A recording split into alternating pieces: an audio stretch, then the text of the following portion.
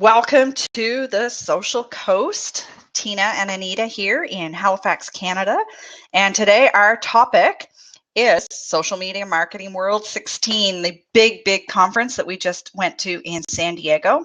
We want to unpack everything that happened at that conference for you, and we're going to double down on our efforts and teach you everything we learned. We're going to share with you the biggest takeaways we got from the conference this year and some of the fun stuff. And if it's a conference you're thinking about attending next year, we'd love to answer any questions you had about our experience of attending.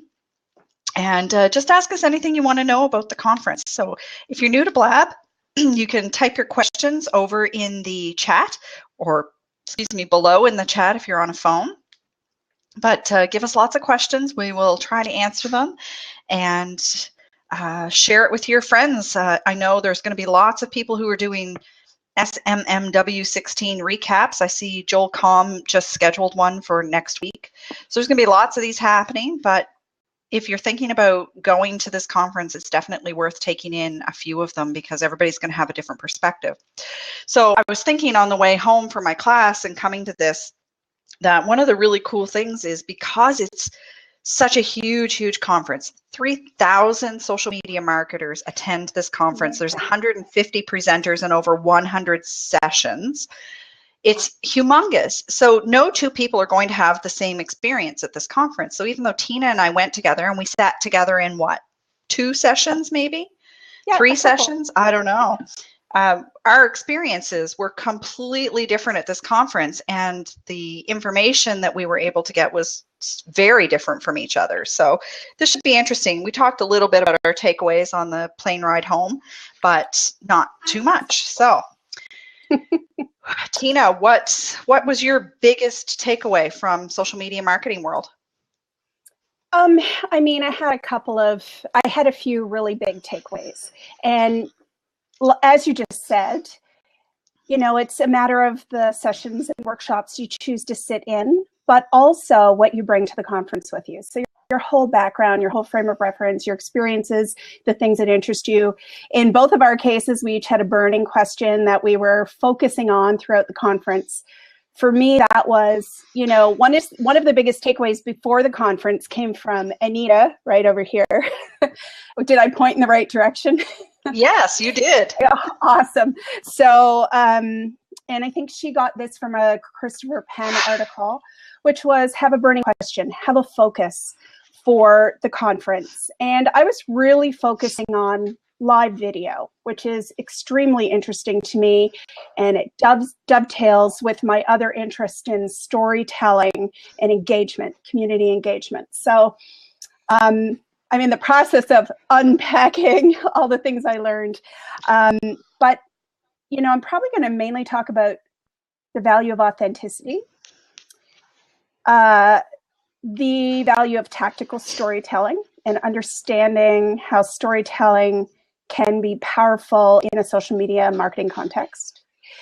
The power and value of having the right title or headline on your blog posts or for any of the content that you're writing. Anita, we have you as audio only, or at least I do here. Oh, that's odd. So you might want to refresh and I'm not sure if anyone else. Yeah. And that came up, you know, the things that I chose as my key takeaways, the main takeaways were the things that different presenters mentioned in different contexts, in different sessions, but the same things kept coming up over and over, which, you know, it's more than serendipity to me. That's like, okay, this is something that's important in many different contexts. And there's a fourth one, and I have to go to my blog draft to remember what it is. And I have to do that on this computer because I'm having technical difficulties. All right, so I talked about live video, storytelling, headlines and titles, and oh yes, being authentic. And that's just sort of an overriding theme in a number of sessions and workshops that goes along with all of my other key takeaways. So, and it's something that I find all too rare in the marketing world, and I'm not going to get all pet peevish about it, but I often Anita will tell you, I often feel pet peevish about the lack of authenticity out there. You know, to not constantly always be selling, and to find ways to communicate and connect with people in a meaningful way. And that kind of ended up being the final note of the whole conference when Mark Schaefer ended his final keynote with the directive almost to be human, be more human. The company that is the most human will win. And for me, that's all about authenticity and how you tell your story. What about you, Anita? Well, be more human was definitely one of the ones that I had written down as well. Just an amazing keynote finale from Mark Schaefer. He had us literally rolling in the aisles. Tina's crying beside me, laughing so hard, and all of that humor to make some really good points. And the final point was be more human. And you're right, it is all about authenticity, and it all ties in with all of this live video, all of the live video options that we're seeing now, because when you see somebody and hear somebody on screen in a situation like this, or Facebook Live, or Periscope, or even Snapchat to an extent, it's really easy to see whether or not somebody's being authentic. And I think that's why we are, as a society, are loving live video so much, because it's really easy to pick out whether or not somebody's being authentic, or whether or not they're lying, or whether or not they're just trying to sell you something. So we even commented, I don't want to give names, but we commented on one particular panel at the conference where we really felt like one person didn't come across as authentic anymore to us after having seen them on stage compared to their video presence, their polished video presence. But this other person on the stage at the same time came across as even more authentic, because we saw her in person and saw how she interacted. So it was really interesting, that one panel in particular, knowing that these two people both give a lot of polished video presentations, and they both do live streaming. It took me, at least, I don't know how Tina feels, but it took me seeing them both on stage together to see who was really being authentic. And it wasn't the one necessarily that I would have thought. So I don't know, seeing people interacting in a different way, I think that's the beauty of live streaming. So be more human was definitely one of the big takeaways from the conference for me, and its tie-in with all the things live streaming, and all the things. Live video from Facebook, which I'm starting to get into more now, Blab and Periscope and Snapchat, which I'm still struggling with, but it definitely can show who you are and show you a level of authenticity. And then I had two quotes from the conference that really, really stuck with me. And these didn't have anything to do with my burning question. I did have a burning question that I went around asking, but these two quotes from the conference, I found they stuck with me because they're things that I really want to get out there to the small businesses who are struggling with social media, whether they're struggling with Facebook or Twitter or live streaming. These two things really stuck with me. So, and I didn't write down who said them. I know I have in my Instagram who said them, but I didn't write it down here. The first one was, imperfectly done and out there is better than perfect and in your head. Yeah.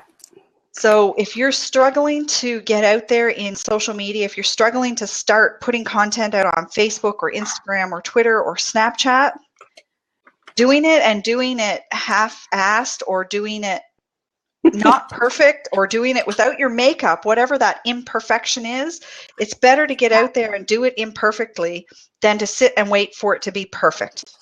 Because the longer you wait for it to be perfect, the longer and more likely you probably aren't going to do it at all. And it just becomes bigger and harder in your head. And the bigger and the harder it is, and the more you overthink it, the less likely you are to start doing it. So that was a really good one that I picked out. Yeah, it's fantastic. And, you know, because I was focusing on live video, that came up because I was talking. Oh, your audio only for me again, Anita. I don't know if could you guys put in the comments if you can see Anita or if it's audio only, and she'll refresh if she needs to. Yeah, as long as they can hear me, it's fine. I can hear you. You know, as I was talking to people and thinking about live video, that's one of the biggest obstacles to most people, is just getting started. And it looks like Michelle can see you. Oh, other people can see you, so we're all good. The thing I learned about trying to be perfect, because when I was like maybe about 20 years ago, I was just terrified of criticism, and it held me back. And I had this idea in my mind that if I could just be prepared enough, I got really good at being prepared, which was a good outcome of this, but if I could just be prepared enough, it could be perfect enough and I'd be ready to go. But it's a fallacy. The thing is, you never get to the point where anything is perfect. And even if you got there, once it's perfect, there's no life in it. I know, because I've edited things to death. Writing that started out great, I've edited it to death. So you can take all the life out of something by trying to polish it up too much or be too perfect with it.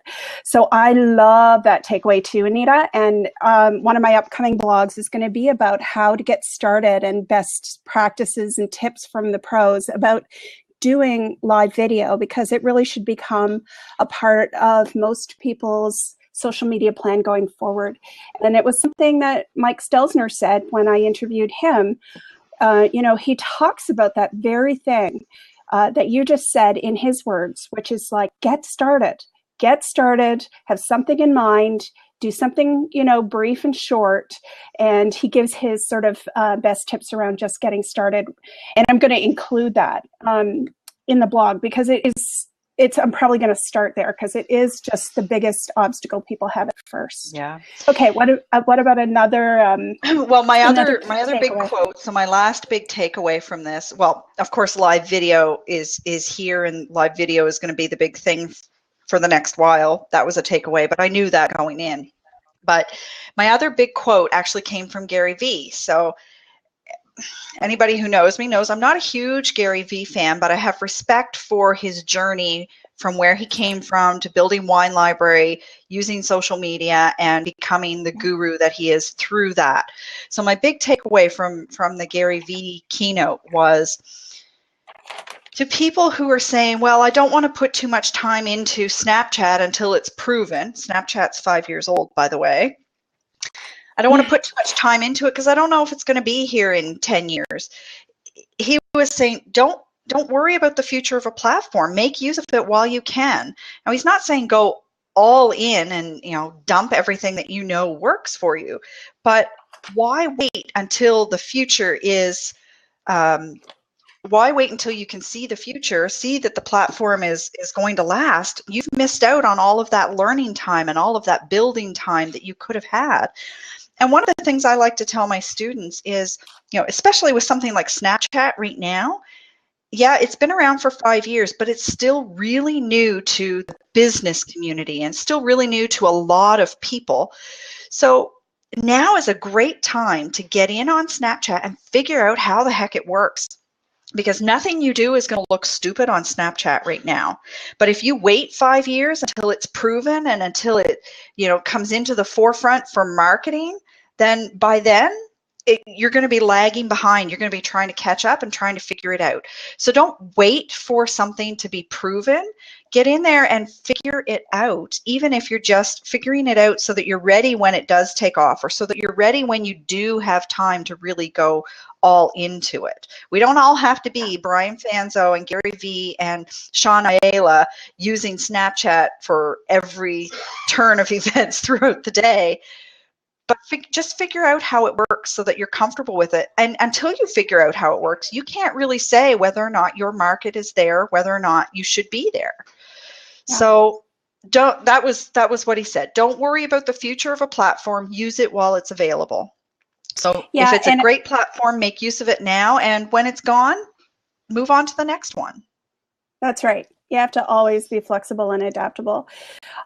Michelle's saying something in the comments here, Anita, that I want to address, because while I agree 100% with what you said, because now is the low risk time to get in there and play with things.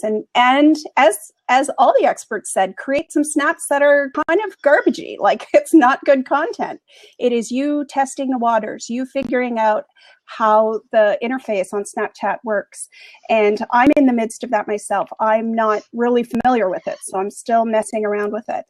And so Michelle's saying over here that she doesn't want to Snapchat takes time to do a Snapchat story. And then when you're listening to people's stories, and this is also a comment more generally about live videos, people ramble, it's like this rambling live feed. So, I'm going to agree with that full-heartedly, but also bring that back down to one of my key takeaways, which is storytelling and story structure. There are people like Adam Purcell at Caring Counts that says he doesn't plan his Snapchats. I think he just has a kind of an innate ability to put it together on the spot, and he's able to focus on the one thing for a length of time and do that. And for social media managers, sometimes that's not possible. There's too many interruptions in the course of your day.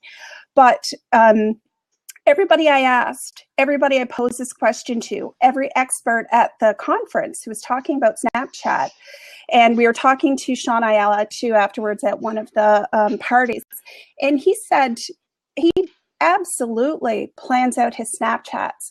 And I think that that's something we'll see more and more of down the line, and that's something I recommend very strongly to people down the line. But first, we'll probably all get started by just testing it out, seeing how it works. But I know that both Brian Fanzo and Sean Ayala said that they actually storyboard what they're going to do on Snapchat if they're working either for their own account or for a client. And sometimes it gets discarded. Sometimes they don't follow that storyboard that they created. You have to go with what works. Other things evolve in a collaboration sometimes, which is fine. But they put a structure behind it, a strategic intent behind it.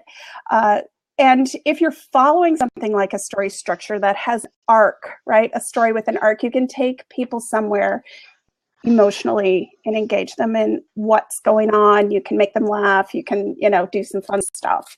And there are other things other skills we can develop within platforms like Snapchat down the line. But I agree with Anita, get started now and at least figure it out. And with Facebook Live, I saw on what was I watching? Discovery Channel, I think, last night, and they were talking about Flixel.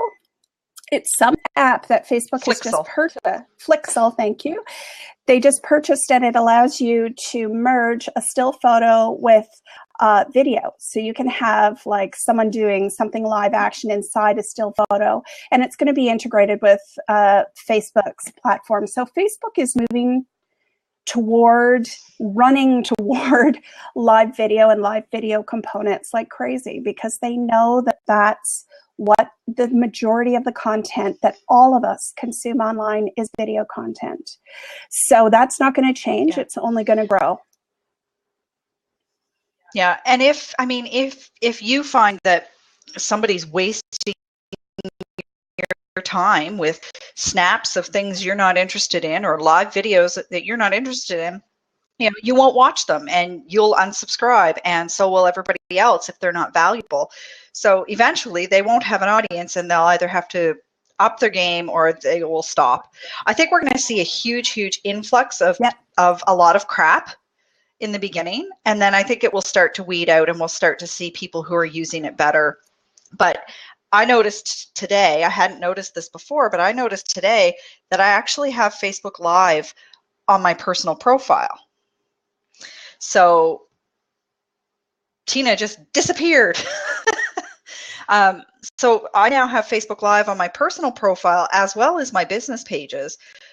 We're going to be inundated with live videos once people start figuring this out, I think. But again, we can just ignore, unsubscribe, don't watch. You'll pick and choose the ones you want to see. And if they're providing value, and we have to remember too, value is different things to different people. So value can be education, it can be information, it can be inspiration, or it can be entertainment. So, you know, entertainment is subjective. So it's hard to, I don't know. I'm with Michelle. I've seen some things there too that I, you know, felt like were wasting my time. And I see a lot of stuff on Snapchat that I feel like wasting my time. So I'm getting to the point where I'm going to start unfollowing or only watching certain people on Snapchat because they're the ones that I'm getting value from. And a lot of that value is entertainment value at this point. But yeah, we are getting to the point where we're starting to go a little video numb, as Terralina, did I say that right, is saying. Definitely going video numb in some ways, yeah. So those were my major takeaways. I don't think we're going video numb. I think video is just emerging. Live video. I think I think video is going to take off, and I think the people that are going to succeed are the people who figure out early on how to engage people in their video. You know, one of the interesting sessions that I sat in on was Derral Eves, and his team created the Squatty Potty YouTube commercial, which took... I'll go find it for people. Yeah, Anita's going to go find it. It took a very challenging topic of constipation, which nobody wants to talk about. Everybody gets awkward. You certainly don't want to, you know, as a company, disgust people with the information you're trying to tell them or the product you're trying to sell to them. So they found a really clever, whimsical, hilarious way to promote it on YouTube. And you know, he was talking about how to structure a video in a way that captures people's attention.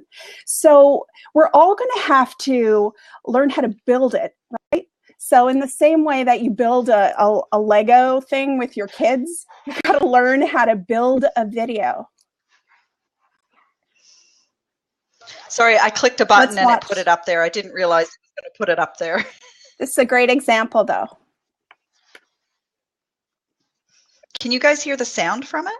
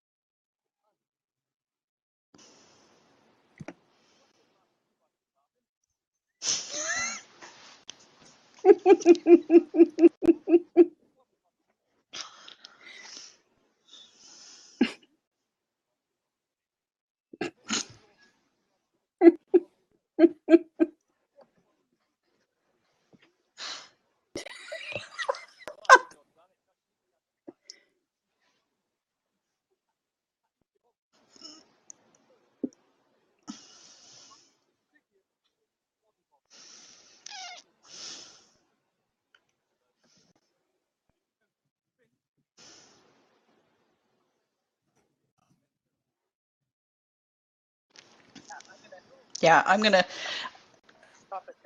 stop it there, but it, you know, it was a long one, but it's hilarious. You know, I wish we had kind of watched it all the way through. I'm gonna look for the structure that Derral Eves gave us. He talked about the successful structure for any YouTube video where you're selling a product or you're even doing a how-to video. It's just slightly different. I have my massive book full of notes here, so I'm just going to look through that. I remember one of the things he said about promoting that video on both YouTube and Facebook at the time.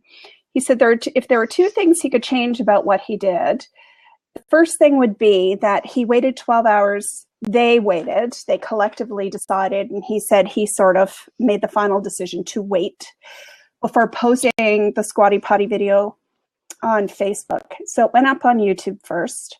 It went viral immediately because it's hilarious. And it's effective. I mean, it's a great commercial. And then when it went up on Facebook later, instead of having sort of an exponential boom from everybody watching it viral and sharing it, there was a bit of a lag between the two platforms. But then it started to go viral on Facebook, and then they waited a few more hours and put some money behind it and started an ad campaign on Facebook. And he said that was the second thing he did wrong. So the first thing he would have done differently is post it both to YouTube and Facebook at the same time, so that as it started to go viral, of course you cannot predict when something will go viral, so he's saying this after the fact, but as it started to go viral, it would have grown more exponentially and traveled farther in a shorter time. And then the second thing he would have changed is not boosting it, not through an ad campaign. He said it was great, getting great, like fantastic organic reach on Facebook. But then once they put some money behind it, the organic reach dropped to virtually zero. So the way that he put it is that, he says, Facebook figured we had money, so they stopped boosting it to posts organically. They just did it all through the ad campaign. And he said if he could do it again, knowing what he knows, he would have waited and let it just travel organically as far as it could before putting any kind of advertising dollars behind it. So that was really interesting because, Anita, you said you had kind of heard the opposite from John Lomer's material about advertising on Facebook. Well, a lot of advertising, people tell you to wait until you have some engagement before you put the ad money behind it. So John Loomer has tried every convoluted different path of advertising you can imagine on Facebook, and some you haven't even dreamed of. And he finds the opposite. He finds he's written long blog posts about putting money behind ads and then his organic reach going through the roof for things that only people who saw certain ads were supposed to see. His organic reach on things that people shouldn't even see organically would go through the roof. So I think it depends on the situation. I don't know. I can't explain what happened to Squatty Potty, but and he's looking at it hindsight too. Exactly. Of course, hindsight, if you didn't have to spend the money, you wish you hadn't spent the money. Exactly. but really cool. So was that your favorite session? Every session was my favorite session with the exception of two. So I had two that weren't terribly relevant to me, but the rest were so amazing that I took so many notes that I can't find a single thing. But I did find Daryl Eves' formula for how to do a video. And, this could work for a snap story. This could work for a live video if you wanted to storyboard something out, even with, you don't have to use illustration, but, plot it out, plan it out. He said in a YouTube video, you have 3 to 5 seconds to grab someone's attention and to just do your introduction. And the introduction follows. So you're going to explain the problem or talk about, he said in the case of Squatty Potty, they made up problems to make it funny. So they wanted to take it into the land of unicorns and swirly ice cream poo, right? Just so that it was something that was removed enough for people that we could laugh at it and still get all the value out of it. After that, after you present the problem, you present the solution right away. And then after that, I don't think we got there in the video, but there's a series of segments with credibility. So the guy rolls out his big you know, kingly scroll, and there are some quotes and endorsements from famous people, famous magazines, that sort of thing. So 3 pieces of credibility, and then you follow that with a call to action. And he said, and we did watch it far enough to see some of those calls to action pop up as little pop-up windows in the video. He said, it's fine to pepper your call to action throughout, but don't have more than one. You have one call to action throughout the whole thing, regardless of where you put it. And that's basically the formula. And if you're doing a how-to video, it's different in that you don't need to include the credibility pieces, because you showing them how to do something is the credibility. But it's very simple, and it's just a matter of making it short enough that people will watch. I think my favorite session was the Michael Port session. And that one wasn't even about social media. So for the first time, they brought in some people to do workshops that weren't directly related to social media, but more about building your business in different areas. So there was the first workshop I tried to attend, and I didn't stick it out, was about using your camera to make high quality videos and commercials and so on. It just wasn't the right session for me. So there was that, not directly about social media, but about making videos and commercials and movies and stuff from your phone. There was one that was by Park Howell on storytelling, which was awesome. Just awesome, because I didn't know all of that theory before that Tina already knew. But my favorite session was was Michael Port. So Michael Port's an actor, and he came in and was teaching us, what do you call it? Heroic speaking, heroic presentations, or something like that. And he basically he took a couple of people up on stage who had speeches in the works and helped them improve their presentation skills. And they were already pretty darn good, I thought. So this was really a masterclass from him. But then he went through a lot of the don'ts in a very funny way. And of course, he's, telling us how to be a good speaker and presenter. So he was awesome. His stage presence was masterful, amazing. And he was masterful. He was running around the room and jumping on chairs and screaming and banging and, everything he needed to do to get the point across. And we all got massages when it was done. It was beautiful. When the whole thing was over, we all got a shoulder massage. It was really great. And I'm going to blog about this one too, but I'll share some of the key things. Are you guys interested in some of the key things that he told us to do in the course of our speaking to make our presentation better? Okay, good. So, or some of the things he told us not to do. Sure.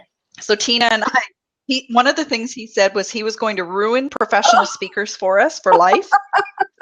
He said something like that, because he was going to tell us all of the things that you shouldn't do, and we were going to start seeing it in all of the professional speakers from now on. So of course we leave that session and we go, soon after we go into Gary Vee, and we go into Mark Schaefer's session, and so we start noticing these things that they're doing that he says you shouldn't do. Anyway, so things like double down. Well, some of the specific things he said don't say in your speech are, that's a great question, because it kind of makes every other question seem like it wasn't that great. And don't walk on and say, I'm happy to be here. He's like, his whole thing as an actor, of course, is to show, don't tell, right? Show that you're happy to be there. Just be happy, right? That's not something that you need to say or that adds any value. And another one was, let's get started.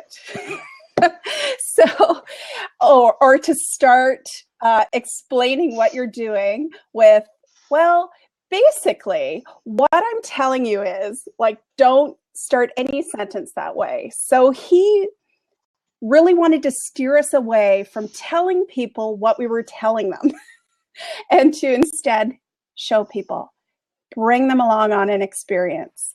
And there were so many great pointers. One of the main things that he really emphasized throughout the workshop was to create contrast. And he said one of the great ways to create contrast is emotional contrast. So when you're presenting, you may have sections that are a story, or you're bringing a certain emotional attitude or mood or tone to a certain part of it, but create contrast for people that way. And create contrast in the content.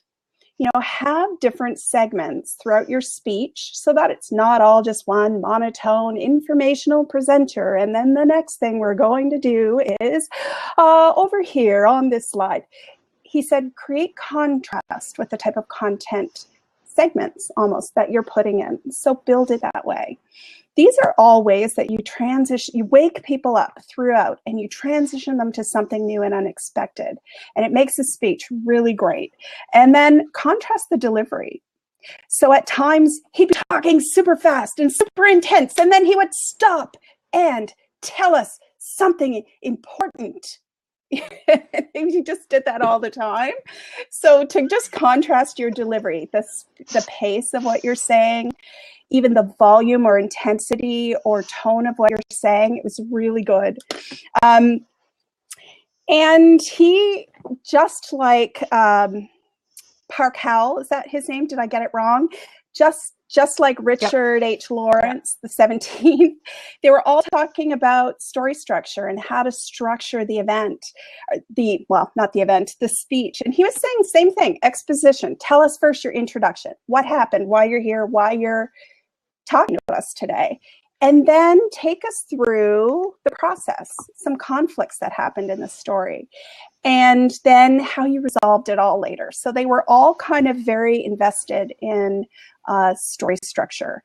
And story structure is part of our human DNA, our cultural DNA. We all love story structure. We all get invested in characters and the emotion behind that. So that was such a strong theme throughout the sessions I was sitting in on. And there's Adam. How you guys? Oh, see, I get the dogs and I get the kids everywhere, so I'm like, the dogs. I literally just want to come on and thank you guys for what you did in San Diego. I was supposed to go on the Mia Connect show. It's on the same time. She wants me to go on there for a second, so I'm like, yeah, I'll kind of go both places. But I really want to come and thank you for everything.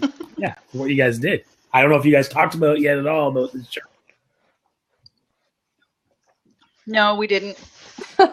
We didn't. So Adam sent us with homework. Man, I complained. Homework. I complained to Anita. I'm like, shit, this is the last time I let anyone send me to a conference with homework. It's awful. So Adam wanted us to get better at Snapchat, and I love that because I want to get better at it too. But I'll tell you, buddy, I was in the middle of a Snap story. I was doing it my way, which is like overthink it, plan it all out, get the structure in there. I had it half built, and you signed in, and the whole thing disappeared. And I was just like, I gave up. Oh, no, that was fine. The shirts were really the thing, right? And I think it was, you found, well, I guess 3 people that, that are big in social media, but they're also kind of fit. Like obviously Ali Kelly, and for me, Carlos Gil is someone, he's always engaging and always goes above and beyond. And you can laugh at his Snapchat fam, and you can laugh, but it's like his thing, right? And then you don't have to say anything about Michael Stelzner. That was a perfect choice. So, do you know what's amazing about him live, like it face to face? He's a big time marketer, right? And a lot of big time marketers are not very personable when you meet them face to face. And I'll say that and stand by it based on my own experience. But I'll tell you, he is a nice guy. He cares about the people he's talking to. He's invested in what you're saying to him. Both Anita and I asked him if he would be interviewed, as part of our information gathering around our burning question. He was so accommodating. And at the end, he was like, was that okay? He was just so human and great. It was fantastic to meet him face to face. And when you meet him, you'll understand that, you know, why he was the candidate for the shirt. He's so caring, and there were 3,000 people there for him to be concerned with, and he still had time for individual people. And I think, Awesome. Sorry. And he gave a really awesome keynote to start the whole thing off too. You know, he laid down some statistics that were, you know, really blew your mind, and he said later he felt it was his best keynote ever. And I agree, it was above and beyond anything he had done previously at the conference. Tina just dropped out again.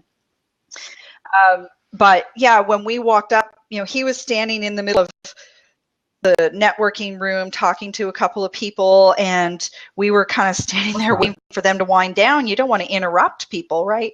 But at the same time, he knows that he's got to talk to other people. So we wait for them to wind down, and I asked him, you know, can I ask you a question? Can I ask you my one burning question and get your answer on the record? And he's like, oh, I don't know. Is it a tough question? And I'm like, no, it's you'll be fine. You'll be fine. He's like, okay, well, let's do it. So, you know, and he stood there and talked to us probably for 10 minutes. So between Tina and I both interviewing and asking the question and giving him the shirt and explaining what the shirt was all about. And we didn't, we didn't ask him to make any faces or point or anything. We just said, you know, can we get a picture with the shirt to send back to Adam? And he's like, yeah. Nice. So, you know, he gets it, and hopefully, you know, I didn't see him wearing a t-shirt at the conference, but hopefully he wears t-shirts on occasion, and we'll be able to see it somewhere. And then, you know, Carlos, as soon as I walked up to Carlos and said, I have a present for you, he's like, from Adam, right? And I'm like, yep, it's from Adam. No, so they all knew. They all knew who you were. That's social media. That's the world now, right? Like, I'm with my kids basically 5 days a week, and I'm sitting in this little computer, and you can reach the world just, you know, again, having some friends, but it was cool to watch. And I just like last year, I followed the hashtag, and I didn't do anything crazy. I let you guys do all the crazy stuff. Well, we weren't very crazy. I don't think we represented your craziness very well, but we did have one crazy moment. We had one crazy moment that, we so wished somebody had caught it on video, because it wasn't something you could plan. So the very first thing on, well, it was Monday morning, I guess. We have breakfast, we have our coffee. We're like, okay, it's time to, they're ringing the little bells. It's time to go to the keynote. Tina's like, well, where is it? I'm like, I don't know. I think it's upstairs. Let's go up the escalator. So we get like a quarter of the way up the escalator, and I turn and look, and nope, they're going in this room downstairs that we just walked past. So Tina says, Tina turns and starts running down the escalator, and I have no choice but to follow her. We're running down the escalator. There's a giant man behind us. He scoots out of the way. We're running down the escalator, laughing our heads off. We made it. Nobody tripped. It was all good. So we were... There were no face plants. Nobody got knocked over. I'm sure a few people had a wide good awake laugh at after us, that. Wide awake. It was fantastic. Hilarious. It was hilarious, but yeah, I mean, it was fun to have the shirts and be on the lookout for somebody to give those to help you out and help Caring Counts a little bit. But just to have an excuse to go up and talk to them sometimes is nice as well. I did the same thing. I don't have a link to a picture I can put up right off, but I took Mary Jane Copps's phone book with me as well, and I found one of the people that she wanted me to give it to, and I was able to give that book to Junte Delane. I forget which university he was with, but so that was fun too, just to be able to take some Nova Scotia pride with us and share the love a little bit. Next year we need to have more Nova Scotia pride. So I saw the picture with Subi, you guys going to the escalator. Did she notice your shirt? Did she notice your shirt at all, or no? No. No, she didn't notice the shirt. But we were in her snap. She was doing a snap going up the escalator, and we happened to be standing right behind her when she was doing it. So yeah, but it was, It was awesome. The first person we met when we got there was Jed Record. So as soon as we got in and I saw he was already in, I said, "Where are you?" And he came and found us while we were standing in the registration line to pick up our stuff. So we met Jed and we both looked at him and said, that's taller a big in person from the event. In real life, most people are way shorter in person, except Jed Record. We were like I'm 5'8.5". I was like, "Whoa, where'd that come from?" Joel Comm's pretty tall too.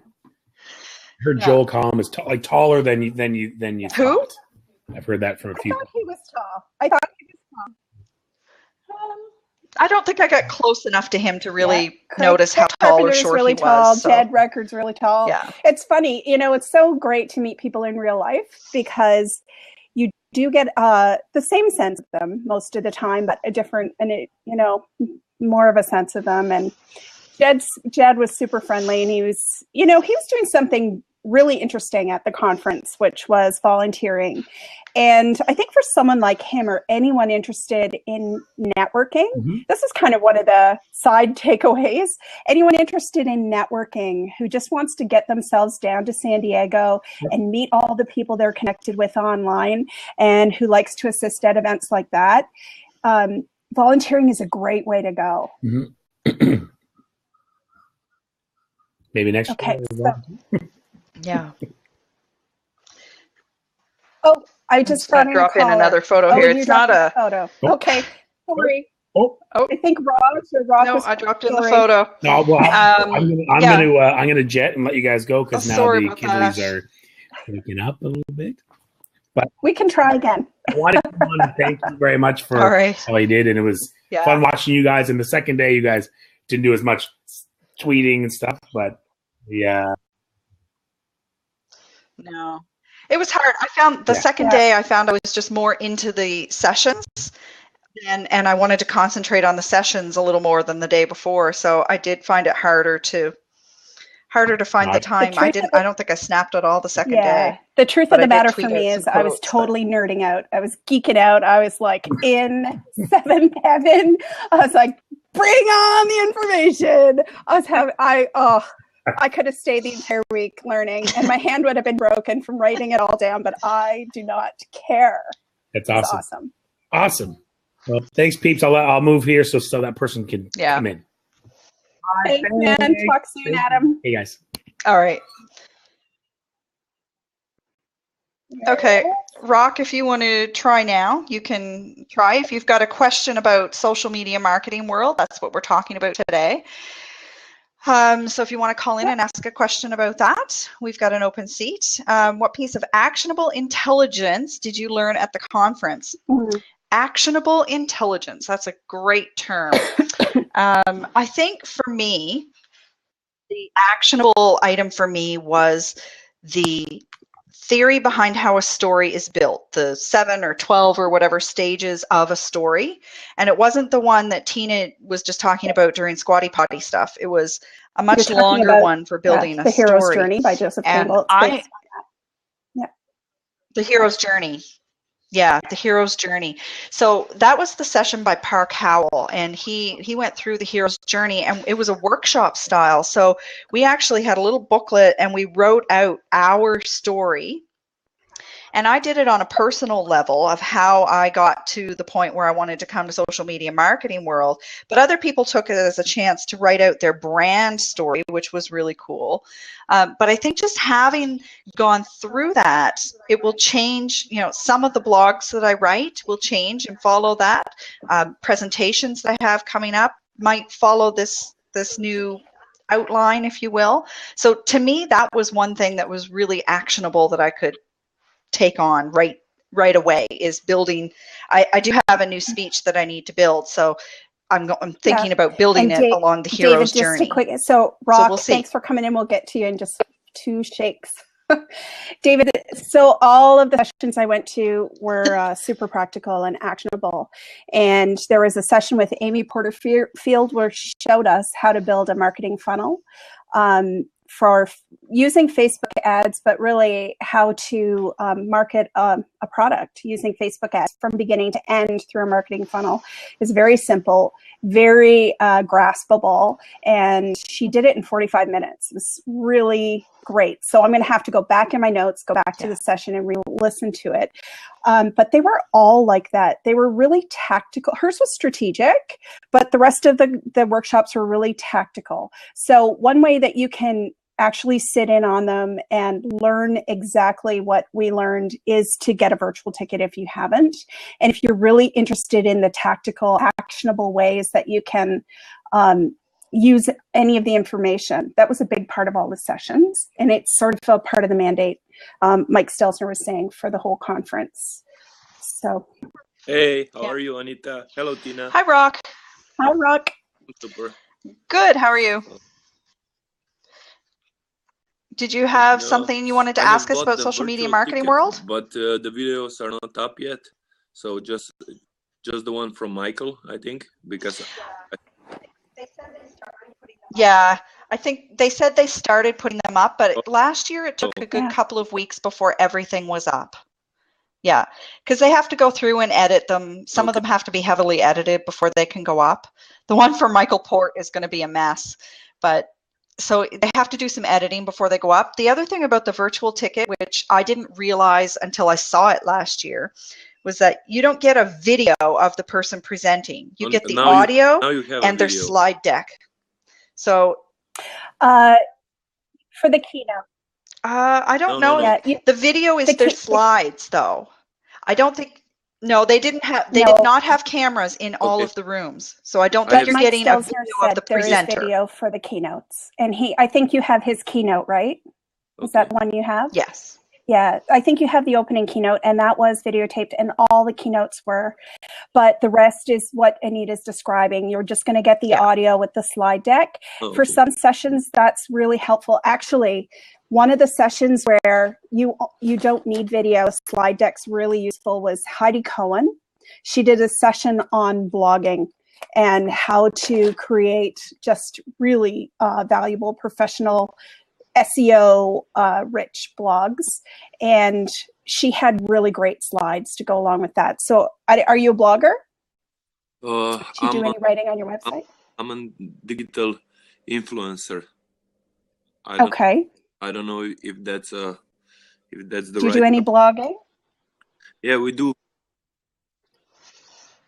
Where is your sphere of influence? Which network is your influence now, on? But Facebook mostly, Twitter, and LinkedIn.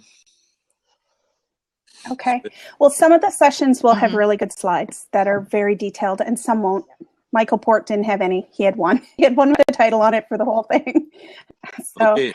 And yeah, I don't know Michael Port's session. I don't know if you get much out of it by listening to it really through the digital thing. I think I don't know. I guess he still would, but what's that? What? Does he look that good that the audio? Does he look? If you listen to the audio, it's not so good. It was how he structured it. Like he brought people up from the audience and just worked with them the way that a coach would work with someone. So that may or may not come across. We're not quite sure. Yeah. Yeah. When you're talking about speech and he was talking about make sure you do this and do that and movements and so on, you're not going to see that on the video. So his might not translate well to a virtual ticket, but the information's still good, especially when he went through at the end, went through all of the things not to do. Don't start with, let's get started, and I can't remember all the things he said now. But to answer your question, yes, he was that good looking. He really was. He was, yeah, for sure. Yeah, but the virtual ticket, I think last year it took a good full 2 weeks before all of the sessions were up. Now they said it was a while in the LinkedIn group. So I hope because these digital times are really fast changing. If it goes on for 1 month, something new may came and you're like, oh, I missed the great timing. So Yeah.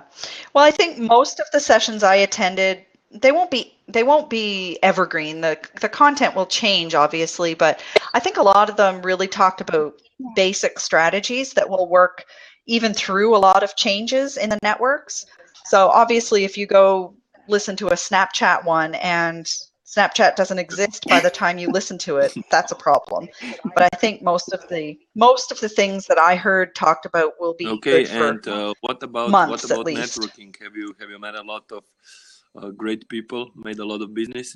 Yeah. Well, Anita and I are both introverted, really. I mean, we're both outgoing introverts, so we probably did less networking than a lot of people did, but it is just, it's like a pool full of really interesting fish. You can go meet anybody you want to.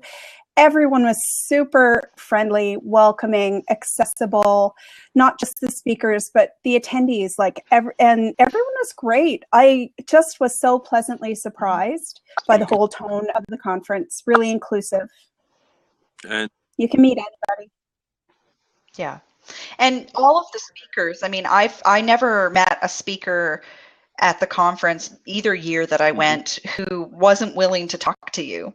I know I heard some rumors about that, but all of the speakers that I ever approached would talk to you. You could take your selfies with them. They were all very nice. I mean, we had a long conversation with Sean Ayala on the Midway at the networking. We must have talked to him for 20 minutes about Snapchat that night. Yeah, and people would sit down beside you. I mean, there was no room. We were packed in there like sardines at the different events. The chairs were so close together. So people would sit down beside you and you'd strike up a conversation because you know you've got something in common with them. Everybody's there for social media and we're all nerding out about it. So it was easy to have conversations with people. Now, I don't feel like I'm going to get a lot of business out of it because the people at that conference are not my target market. I was there for professional development and some networking. But other people, I mean, there are stories of people who have an accidental meeting with somebody and it turns into their biggest client or their next job or their next influencer engagement. Or, you know, I heard at the conference, Mari Smith met her fiance at that conference 2 years ago. So you never know what's going to happen. Yeah, so we met lots of great people. I mean, we met Sean, I met Carlos, Jedward from Blabbing. Who else did? Jen Herman, Jen's Trends, Jeff C., Peg Fitzpatrick. A lot of the Social Media Examiner staff, they were very accessible and it was great. And, you know, like we just met people like ourselves who are not big names and who had lots of interesting things to say. So I have to get going, Anita. I'm just, I'm on my way to a blogging workshop downtown. Okay. And I've got to find parking. So. All right.